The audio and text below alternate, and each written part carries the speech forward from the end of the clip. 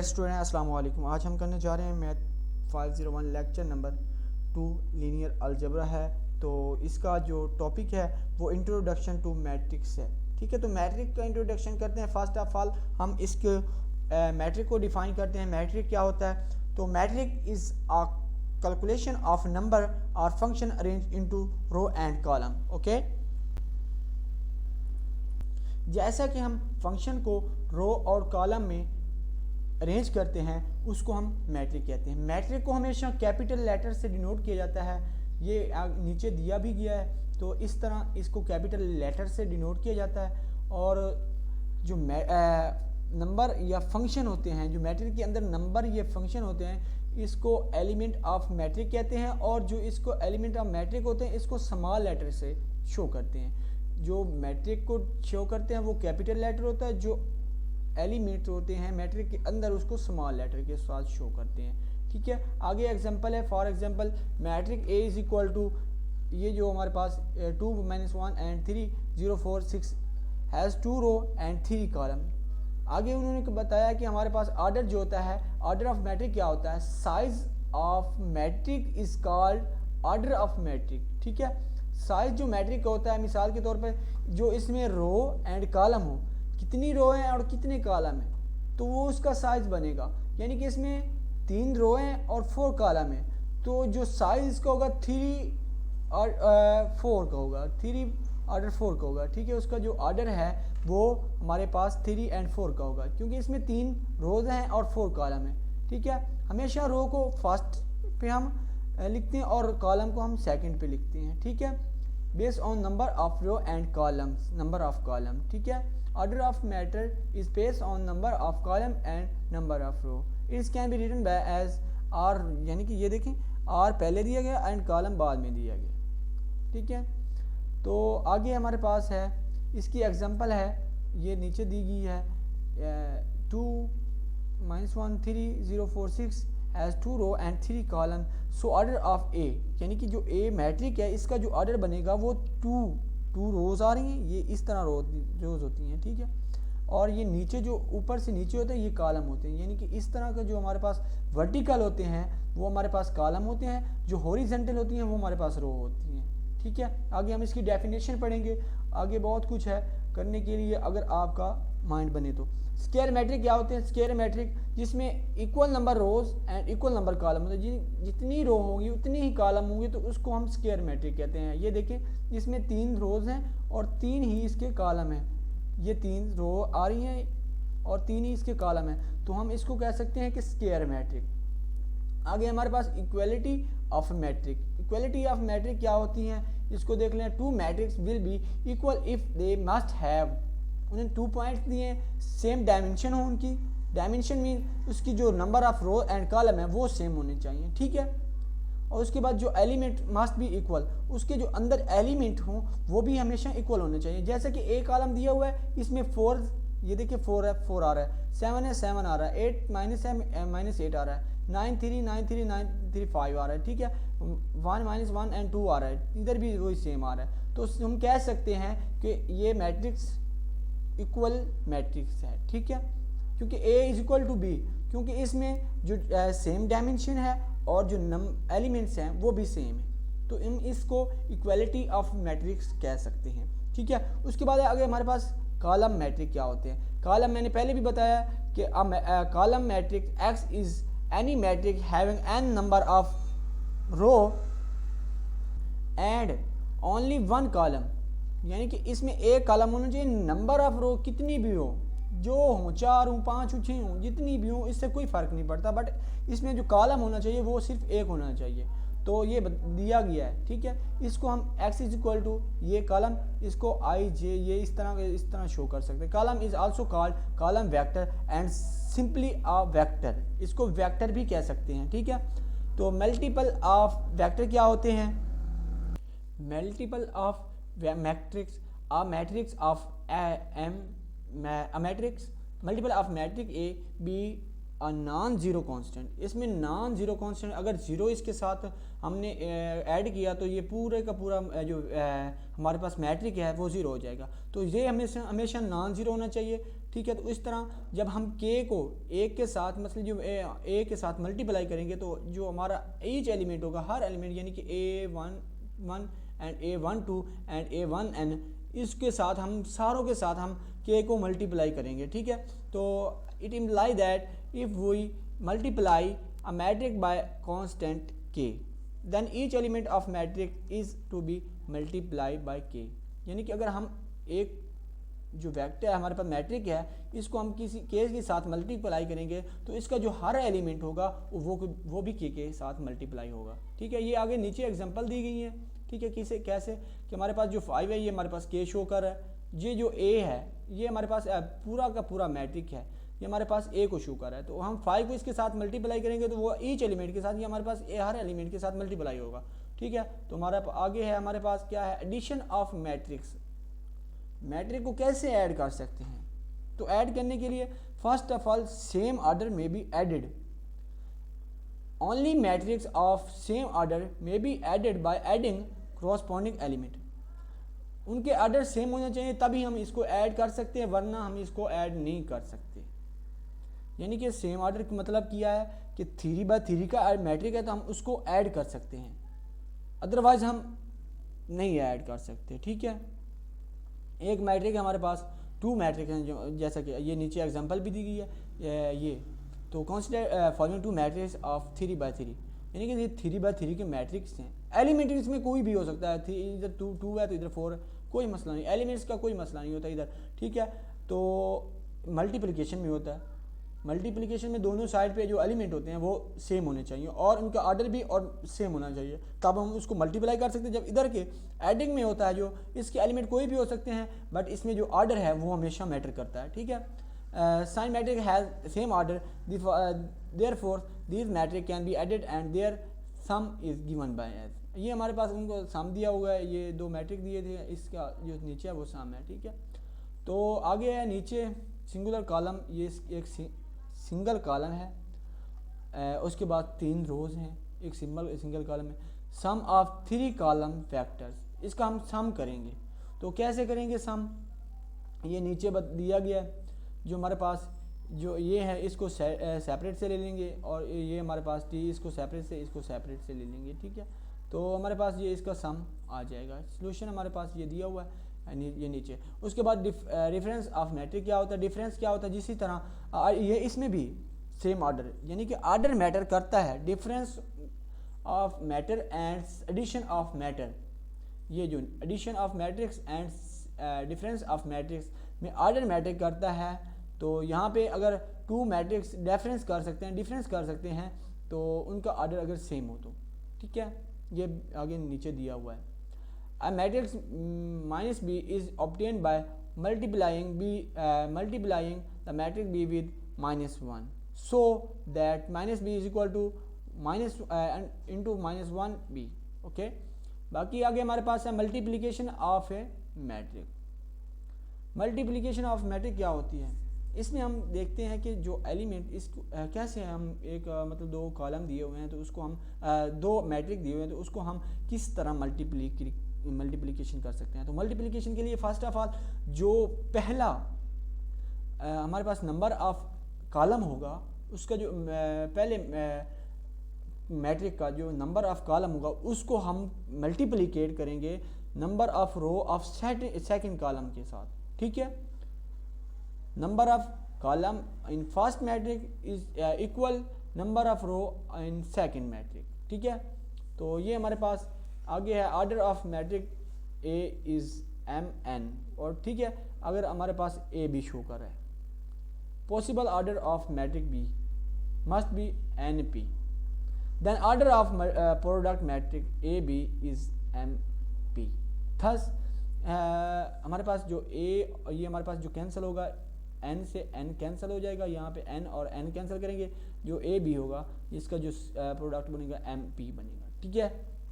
इसके बाद हमारे पास है it is possible find A and B is equal to, ये हमने किस तरह फाइंड करने हैं। नीचे इसका सोल्यूशन भी दिया गया कि इसको इसके साथ मल्टीप्लाई करेंगे और फिर इसको जमा करेंगे, फिर इसको 7 और इसको करेंगे, ठीक है। तो 7 और 6 को पहले इसको इसके साथ, इसको इसके साथ, ठीक है। तो ये इसी तरह, बाकी भी सेम है इसी तरह हमने इसमें। हाँ एक बात, it is clear that generally that matrix multiplication is not commutative. जो मैट्रिक की मल्टीप्लिकेशन होती है यानी कि ये कम्यूटेटिव नहीं होती। हाँ एक बात है, रियल नंबर की जो मल्टीप्लिकेशन होती है वो कम्यूटेटिव हो सकती है, लेकिन जो मैट्रिक की मल्टीप्लिकेशन होती है वो कम्यूटेटिव कभी नहीं होती। ठीक है, उसके बाद हम क्या आगे है, मल्टीप्लिकेशन आइडेंटिटी क्या होती है। मल्टीप्लिकेशन आइडेंटिटी ये होती है हमारे पास जिसमें हम जो ये ऑर्डर होगा, ये हमारे पास जो लाइन होती है ये 1 1 को शो कर रही होती है, बाकी तमाम जो इसकी होती हैं वो 0 को शो करती है, यानी कि जो इधर इधर सारी होती हैं, यानी कि जो दरमियान जो इस तरह का होता है ना, यहाँ से लेकर यहाँ तक इस तरह का 1 1 को शो कर रही होती है, बाकी जो इधर इस साइड पे होती हैं या इस साइड पे होती हैं वो 0 को शो कर देती हैं। Multiplication is called multiplication identity if A is a matric of order n then it can be verified as I is equal to I dot A is equal to A dot I is equal to A। हमेशा जो हम इसको साथ multiply करेंगे, मसलन A हमारे पास ये आइडेंटिटी मैट्रिक को शो कर रहा है, अगर हम इसके साथ कॉलम मैट्रिक A मल्टीप्लाई करेंगे तो हमारे पास जो A की वो इक्वल टू होगा A के, और जो हम इसको A का जो मैट्रिक है वो I की मैट्रिक के साथ मल्टीप्लाई करेंगे वो भी हमारे पास A के इक्वल होगा। ठीक है, आगे नीचे दिया गया है हमारे पास ये आइडेंटिटी मैट्रिक हैं दो, ये भी आइडेंटिटी मैट्रिक है, ये भी आइडेंटिटी मैट्रिक है। तो identity matrix of order 2/2 and 3/3, यानी ये 2/2 का है और ये 3/3 का है। ठीक है, तो आगे हमारे पास बी मैट्रिक दिया हुआ है, इसको आगे B I and I B is equal to B ये शो कर रहा है। ठीक है, तो इसको इसके साथ मल्टीप्लाई करेंगे तो वही आएगा, यही बनेगा, ये बी बनेगा। अगर इसको इसके साथ मल्टीप्लाई करेंगे तो वो भी सेम बनेगा। ठीक है, आगे हमारे पास zero matrix and null matrix. Zero matrix को हमेशा ऑलवेज नल मैट्रिक भी कहते हैं। Matrix whose all identity are zero, जिसमें एंटिटीज जो हमारे पास इसकी होती हैं, ये हमारे पास याद रखना कि जो आइडेंटिटी मैट्रिक होता है यहाँ पे 1 1 शो रहता है, बाकी जो नल एंड जीरो मैट्रिक होता है वो उसमें हमारे पास जो आइडेंटिटीज होती हैं वो सारी की सारी जीरो होती हैं, जीरो को शो करी होती हैं। ठीक है, तो इसमें कोई भी हम इस किसी भी मैट्रिक ऐड करें तो हमारे पास वही मैट्रिक आता है। ठीक है, जिस तरह पहले आता था। और आगे दिया हुआ है एसोसिएटिव लॉ। एसोसिएटिव लॉ क्या होता है? Matrix multiplication is associative. Matrix जो मल्टीप्लिकेशन होती है वो एसोसिएटिव होती है। This mean that if A B and C are M P and P R N matrix then A into B C and is equal to A B into C. ठीक है, तो हमारे पास इसको हम इस तरह, ये हमारे पास एसोसिएटिव लॉ होता है। Multiplication matrix multiplication is associative. Associative हो सकता है लेकिन कम्यूटेटिव नहीं होता। और ये डिस्ट्रीब्यूटिव लॉ भी हो सकता है, डिस्ट्रीब्यूटिव लॉ भी हो सकता है। बट आगे हमारे पास है it is important note that some rules arithmetic for real number are do not carry over the matrix arithmetic for. ये हमारे पास दिया हुआ A B is equal to, ये हमारे पास जो लॉ ऑफ कैंसलिंग है, तो हमारे पास अगर ये इसके इक्वल है तो A is equal not is equal to 0 then B is equal to C. अगर हमारा ए 0 के बराबर नहीं है तो जो हमारे पास बी होगा वो सी के बराबर होगा। ठीक है, अगर A B is equal to 0 then it at least one of this factor A and B are both are 0। अगर हमारे पास A and B is equal to 0 हैं तो इनमें से एक या दोनों वो 0 के बराबर होंगे। ठीक है, आगे हमारे पास है determinant of matrix. Determinant of matrix का कैसे डिटर्मिनेंट लेते हैं, तो हमारे पास इसको हम which is denoted by del D T A R, या इस तरह हम इसको डिनोट कर सकते हैं। तो इसको आगे हम ये हमारे पास मैट्रिक है तो इसका डिटर्मिनेंट जब हम लेते हैं तो इस तरह हम इसको शो करते हैं। First of all we expand first row by first row, तो ये मैट्रिक है तो इसको फर्स्ट रो से हम डिटर्मिनेट करते हैं। तो हमारे पास जो फर्स्ट रो आ रही है 3 6 एंड 2, ये हमारे पास ऐसे ही रहेंगे। ठीक है, इनको जब इसका डिटर्मिनेंट 3 के लिहाज से लेंगे तो हमारे पास ये रो कॉलम और ये रो ये नहीं आएगी, बट ये 5 1 एंड 2 4 ये आएगा। तो इसके साथ 3 को मल्टीप्लाई करेंगे, जब 6 के लिहाज से लेंगे ये और ये कैंसिल हो जाएंगे और ये हमारे पास आएगा, ठीक है। जब 2 के लिहाज से लेंगे तो ये हमारे पास आएगा, इसका जो डिटर्मिनेंट है वो 18 बनता है, ठीक है। ट्रांसपोज ऑफ मैट्रिक क्या होता है? Transpose of a matrix MN, matrix is denoted by ATR, transpose. हाँ, आगे it is obtain by exchange row of A into column. जब हम इसको एक्सचेंज करते हैं, जब नंबर ऑफ रो को या कॉलम में या कॉलम को चेंज करते हैं रो में, तो हम इसको कहते हैं transpose of A matrix. Property of transpose क्या होती है? ये नीचे प्रॉपर्टीज दी गई हैं, इसको देख लेना, ठीक है। आगे आप एक मैट्रिक दिया, उसका ट्रांसपोज जब लिया है तो रो जो इसकी आ रही थी वो उस कॉलम में कन्वर्ट हो गई हैं, जो कॉलम था वो रो में कन्वर्ट हो गया। ये नीचे x is equal to 5 0 and 3, जो इसके 3 रोज हैं 1 कॉलम है। जब इसको कन्वर्ट किया, ट्रांसपोज लिया, तो हमारे पास 3 इसके कॉलम बन गए और 1 रो बन गई, ठीक है। तो हमारे पास मल्टीप्लिकेशन इनवर्स क्या होता है? तो मल्टीप्लिकेशन इनवर्स में ये सपोज दैट कि A square matrix of order n if this exists n because matrix B such that AB is equal to BA and is equal to identity matrix। Multiplicative inverse हमेशा हमेशा हमेशा identity matric के equal आता है। ये आपने याद रखना है, ये MCQs में आ सकता है, ये आपने हमेशा याद रखना है, ठीक है। तो singular and non singular matrix क्या होते हैं? सिंगुलर मैट्रिक वो होते हैं जिसमें जो इसका जो डिटर्मिनेंट होता है वो हमेशा 0 के बराबर होता है, और नॉन सिंगुलर मैट्रिक क्या होते हैं? जो इसके डिटर्मिनेंट होता है वो हमेशा 0 के बराबर नहीं होता। ये MCQ में ये भी आ सकता है, आपने याद रखना है। जो सिंगुलर मैट्रिक होते हैं, जो उनके डिटर्मिनेंट होता है वो 0 के बराबर होता है। जो नॉन सिंगुलर होते हैं, उनके जो डिटर्मिनेंट होता है वो 0 के बराबर नहीं होता। आगे है minor of element of matrix. Minor क्या होते हैं? जैसा कि हमारे पास ये हमारे पास मैट्रिक दिया हुआ है, ठीक है। एग्जांपल से हम इसको सॉल्व करते हैं, आपको इसको बेहतर अच्छी तरीके से आपको सॉल्व हो जाएगा, ठीक है। तो ये हमारे पास एक मैट्रिक दिया हुआ है, ठीक है। इस square matric minor of 3A, यानी कि ए का बिलोंग कर रहा है 3 से। जो 3 इसके माइनस हैं तो डिनोटेड बाय, यानी कि इसको हमने 3 से शो करना है। तो m हमारे पास matrix 1 2 and it define as m1 2 is equal to जो हमारे पास 1 एंड 5 एंड 0 एंड 2, ठीक है। ये 3 है, तो 3 की ये वाली रो भी कैंसिल हो जाएगी और ये कॉलम भी, ठीक है।